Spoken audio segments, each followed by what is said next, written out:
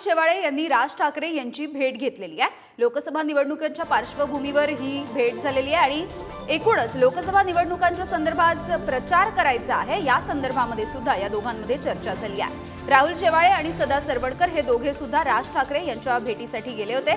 17 मे रोजी मोदी आणि राज ठाकरे हे संबोधित करणार असल्याची माहिती मिळते आहे।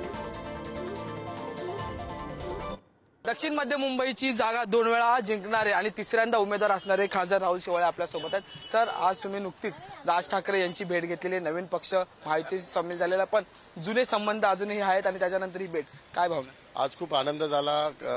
यापूर्वीच गुढीपाडव्याला महाराष्ट्र नवनिर्माण सेनेचे अध्यक्ष आदरणीय राजसाहेब ठाकरे यांनी महायुतीला पाठिंबा, बिनशर्त पाठिंबा घोषित केलेला आहे। त्याचं आम्ही स्वागत पण केलेलं आहे सर्वांनी आणि त्याकरता धन्यवाद मानायला आणि त्यांचे आशीर्वाद घेण्याकरता या ठिकाणी मी उपस्थित होतो। आणि त्यांनी चांगली चर्चा केली, लोकसभेच्या निवडणुकीच्या संदर्भात काही महत्त्वपूर्ण सूचना पण केल्या।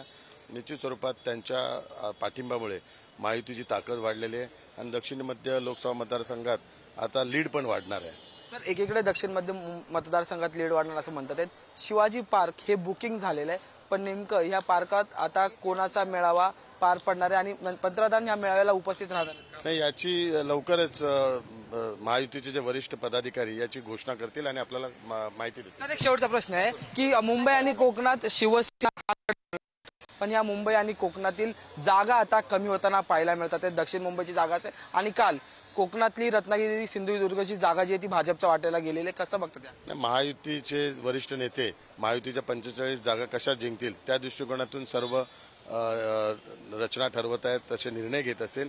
त्यामुळे पक्ष आता महत्वाचा नाही, महायुती महत्वाची आहे आणि महायुतीच्या 45 जागा जिंकणं हे महत्वाचं आहे। ते उद्दिष्ट गाठण्याकरता सर्व व्यक्तिगत स्वार्थ बाजू ठेवून सर्वजण एकत्रित्या आम्ही सर्वजण निर्णय घेत आहे। धन्यवाद। व्हिडिओ जर्नलिस्ट प्रकाश सह मी अजय माने, पुढारी न्यूज, मुंबई।